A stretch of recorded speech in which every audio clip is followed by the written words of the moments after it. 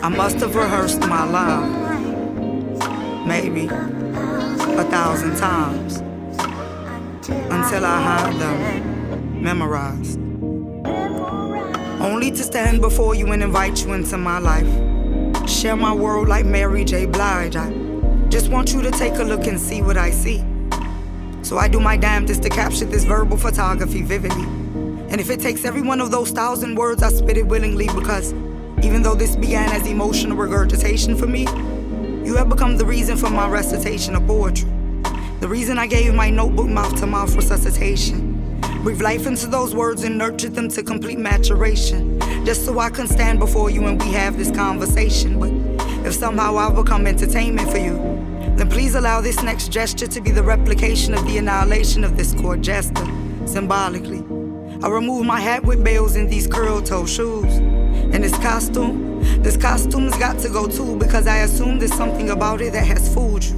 You see, my sister Epiphany put it quite simplistically when she said, she looks at me and sees my heart has been replaced with art. And that's funny, because if I wasn't afraid you put me on some list for suicide risk, I'd slit my wrist. If it would make you see my veins bleed, this passion for poetry, no bullshit. You see haikus, free verses and limericks, cascading on the many millions of platelets, and then stanza upon stanza, embedded in my blood's plasma, then an illustration for every story I'll ever tell, etched into every single red and white blood cell. I told you, my veins bleed this passion for poetry. And if only you knew how much I do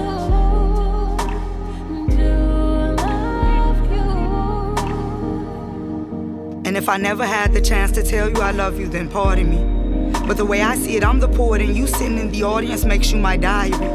Understand that none of this was done haphazardly, and that you are the reason that any of this is even happening. See, we go together like two things that match, like J. Cole and rap, or a fat kid and snacks. So tell me, what good is this poet without finger snaps and hand claps? Don't worry, I'll wait. And if any of you answered nothing while you were sitting there listening, then you've answered correctly, and I'll gladly accept any of its synonyms. But I need you to know that me standing here spitting and flowing in poems don't mean shit if you ain't feeling them.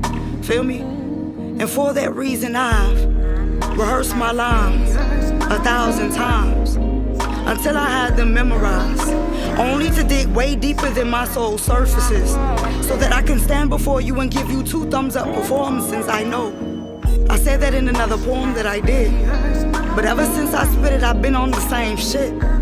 And therefore I ain't see an issue with saying it once more. And just in case you didn't feel the sincerity of the emotions and the words that I spoke, and you can ask your motherfucking radio.